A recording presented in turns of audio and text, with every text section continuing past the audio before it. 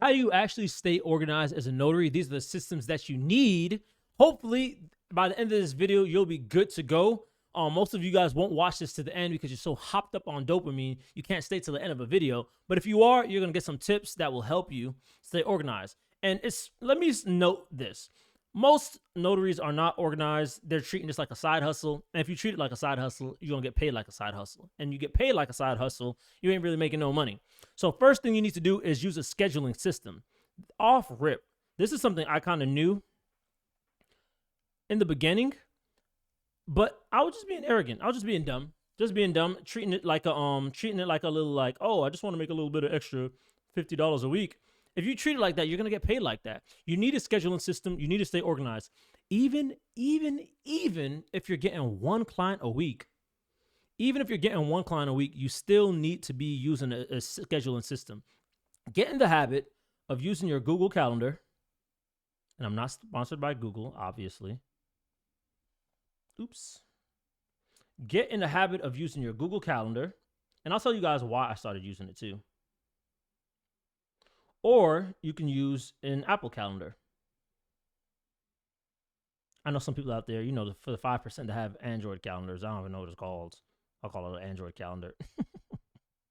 I don't know what it's called, dude. Anyways, you want to get into the habit of using your Google Calendar in your regular life and in your business life. Have a system to where as soon as you have an appointment with somebody, as soon as they say, hey, we want you to come by this location at X amount of time, go ahead, put that in the calendar off rip and start living by your calendar. The reason I started using my calendar, and let me change the screen so you guys can see me. The reason I started using my calendar is because I saw a higher level entrepreneur's calendar and how they were just so neat.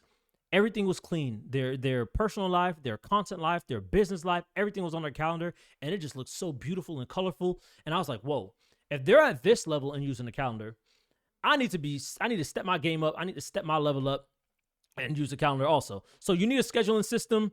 Book these things in your calendar as soon as you get them off rip. This is how you avoid missing any appointments. And when you're first starting off, you don't want to miss any appointments because it's hard to get. It's hard for you to get. So you don't want to be losing money. We're not in the business of losing money. Next up is investing in a CRM. This is something that I did later on, I will say.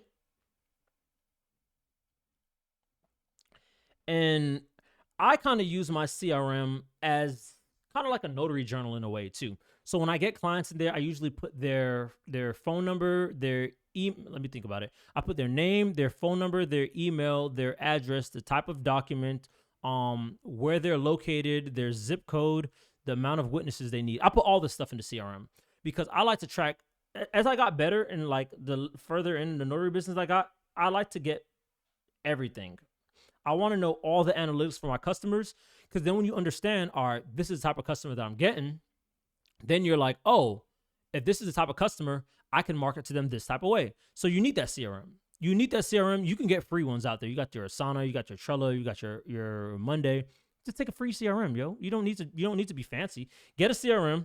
Start keeping track of your clients, and that'll give you a better standing on and a better understanding of what type of people you're marketing to and what type of clients you get the most. Because remember the rule of 80-20. 80% of the work and the value and the results come from 20% of the action. And it's the same thing with people. 80% of the jobs you're going to get is from a 20% demographic of people or the type of documents. So think about it like that. But you wouldn't know that if you're not keeping track of it. So I use a CRM for that. Also, you need your notary journal. Like I say, I use my CRM as like a notary journal.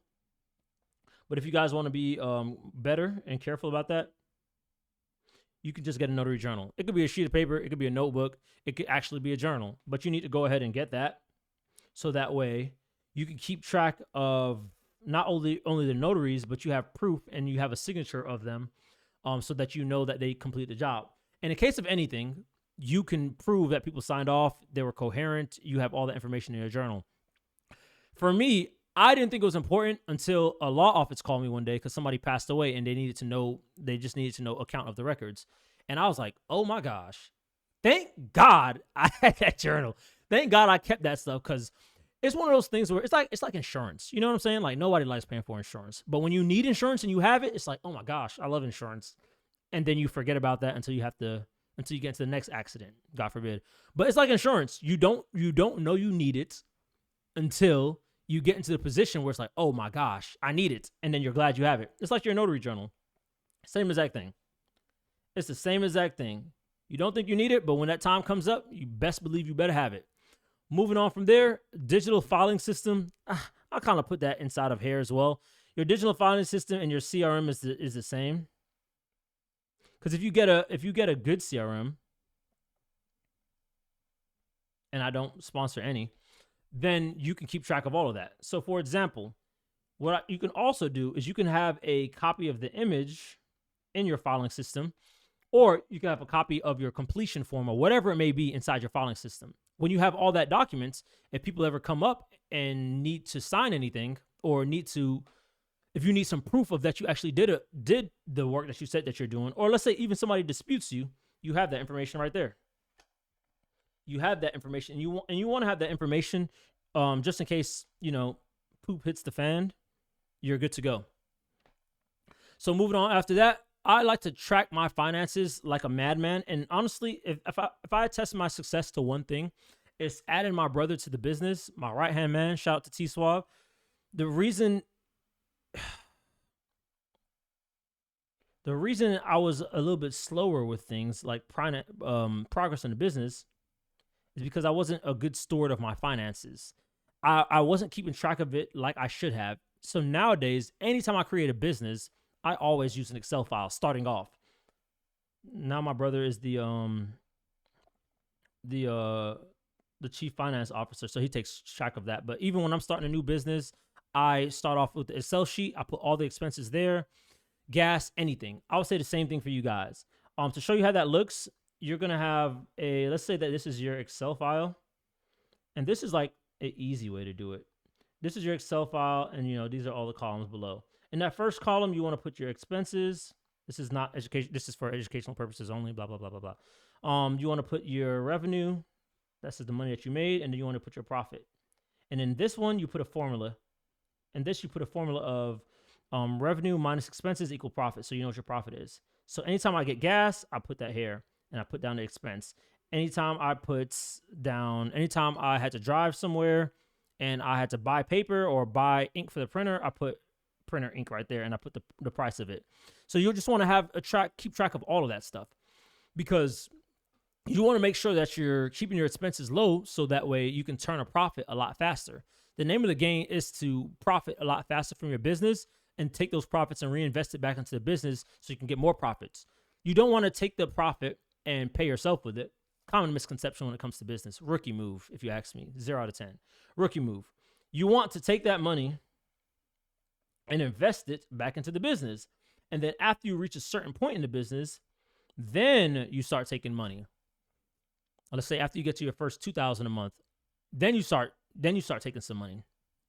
Side note, if you guys need help getting to your first 2 to 5K within the notary business, go ahead and click on the book your call link below. Shameless plug. Moving on to the next one. Use an invoice generator. This can help you out a lot, especially when you're sending it to clients. You have a clear set of instructions or clear pricing that you're sending to your customer. So you can use a website called like Free Invoices or Simple Invoices. Simple Invoices is one that I'm going to try out with a different business. But honestly, when it comes to an invoice generator, if you're using like your Stripe, your Square, your Authorize.net, your bank merchant processing services, they have a lot of invoices built in. You can just send the invoice through one of those and you'll be good to go. It'll keep you organized too, and you can tell if a client paid things. So just use an invoice generator, or you can use your system to do that. Whoever you're using to take payments. But if you're taking cash, you need to use an invoice generator, or you need to keep a receipt book or something on you. So I'll put invoice generator / receipt book. So that's something that you need to have there. Moving on to the next thing is establishing a clear workflow. You need to have a step-by-step process on what you do when you arrive to each one of these notary locations. So I'll just put that here for you. You know that when you go to the location, it's basically like a SOP, standard operating procedure. You know, when you show up to the location, you're going to greet the customer. Then you're going to take out the form, see what they have. Then you're going to review the form, make sure that their names are correct. Then you're going to review their IDs, and then you're going to notarize the paper. Just some sort of workflow that you go. This one could be rough because it could be like a rough skeleton, but it's usually going to be the same thing. But when you have a workflow and you have it somewhere quick, like the notes on your phone, if you're ever drawn blank one day or one of those days when you're just completely out of it, you can just look back at that and you know exactly what you're doing. And then last but not least, I would say, not even last but not least, but I would say the two things I would say is you want to have your auto pay on for your recurrent expenses, and you want to have a notary kit. So can I even squeeze that here? I'm going to just squeeze in notary kit right here for you guys. You want to have a notary kit. And then you also want to have auto pay. Auto pay is going to save your ASS. You want to have your auto pay on, so when it's time to let's say you're paying for your phone service and your website. Oh my gosh, I remember I was running ads once. I didn't have auto pay on my website, and my website is attached to my ads, so they were sending clients to a dead page. If you have auto pay on, you'll avoid this problem. And don't think about, I know a lot of people don't like auto pay in their regular lives because, you know, sometimes you might not have the money and then blah blah blah. But when you have a bank account directly associated for your business and you're keeping track of your Excel sheet, you can afford to put that auto pay on because you know that you're in the green and you know what's coming out each month. I forgot to say, for the expenses too, for monthly expenses, you can put an M beside it so you know it's going to happen every month. So you want to have that auto pay on because it avoids problems. And then last but not least, you want to have your notary kit. You want to have your notebook. You get your bag. You want to have your notebook in there, your notary journal, your stamp, your pens, your clipboard that opens up and you put documents in it. You want to have all that stuff organized, good to go, and ready to go. So in case you get a last minute client, you can always just jump in the car, go to where you need to go, and be confident in yourself to know that you have all the stuff you need. But yeah, that's how you stay organized as a notary. Those are the systems that you need. Workflow is important too. This is actually the system on what you do, your standard operating procedure. Once you have that, you can always lean back on that. But yes, always do that, and always make sure you have a way to schedule and have this stuff put into your calendar. But anyways, hope that helped you guys. Make sure to click on that link down below, book a call with me if you want me to help you get your first 2 to 5K into the notary business. No pressure. We could just chop it up. Also, if you need some free tools, hop into the comments below and you should see a free notary startup kit. If you click on that, that will help you a lot with those free resources. Also, there's a mobile notary mastery bundle. If you get that, it has the tools you need to make phone calls because it has the phone scripts that I use till this day that can help you close clients with a higher conversion rate. There's email templates you can use to send out to different offices so that you can get business. And there's also a list of 300 signing services you can sign up with so you can have money coming to you in the background passively while you work on other stuff in your business. Make sure to like, comment, subscribe, hit that bell notification. Peace, love, and your boy Knowledge is out.